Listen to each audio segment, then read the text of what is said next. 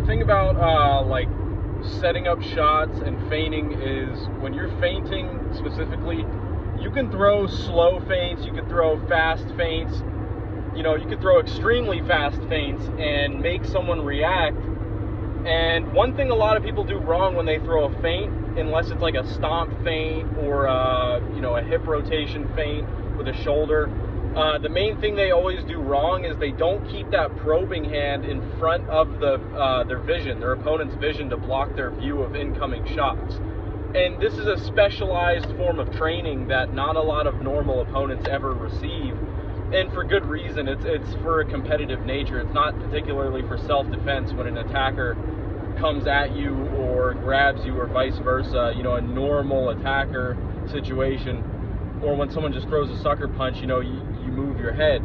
But here's the thing, here's how you dominate with that move and you perfect it, is you want to throw that hand and snap it as fast as you can in front of their vision, above their block, above their guard. You know, if their guard is sneaky, if they have a really slick guard, then you need to find openings, other openings. Maybe a jab feint doesn't work, even if you're throwing it right in front of the face, because maybe they have a really good front guard, maybe they have a really good shoulder roll.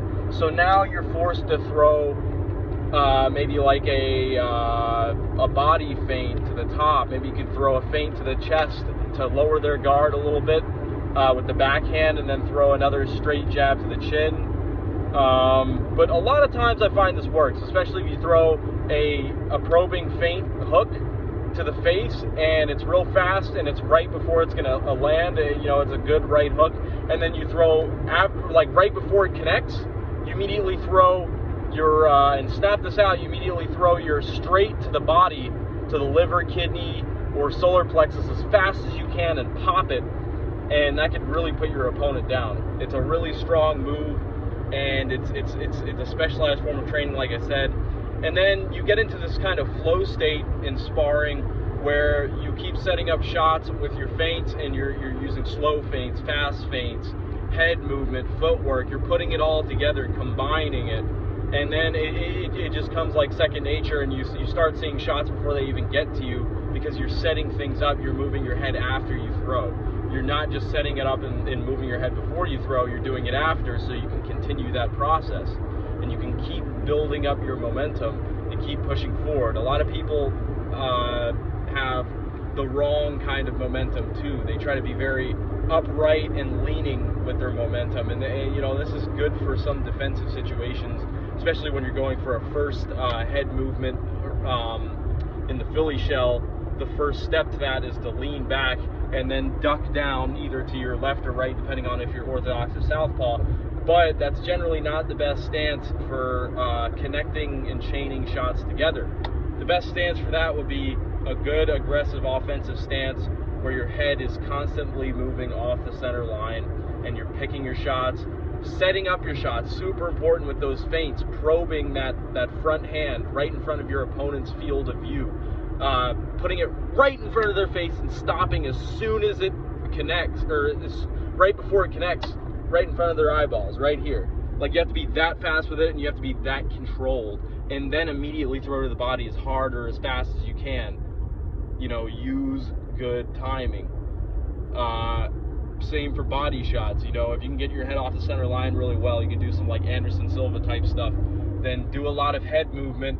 You know, throw a feint to, you know, like say you're orthodox, get off the center line to your left when your opponent throws a jab, and then right before you throw to the body, bring it up like an uppercut, stop, and then throw a top stiff jab right over the top of their guard to the left, KO right to the chin. A lot of stuff like that works. And also, you know, control your breathing. Really control your breathing. Calm down. Learn how to relax. More importantly, stop looking in the eyes. Stop looking at their face.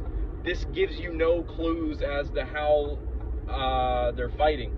Look at their feet. Look at their hips. Look at their hands. Most important, look at their hands. From here below, stay looking at that, because then you can look from the side of your vision if you're using a Philly shell or something to really use good proper head movement and duck under shots. That's smart. And then you don't even have to feint as much, because if you know your opponent's timing and you've unlocked his time, you've unlocked him, you know, you've basically, like, yeah, you've unlocked your opponent's timing, you know. You read him like a book already, then you don't even have to throw feints. You could duck under those shots and then throw a really stiff hook and KO him with one shot. Bam, done. More videos to come.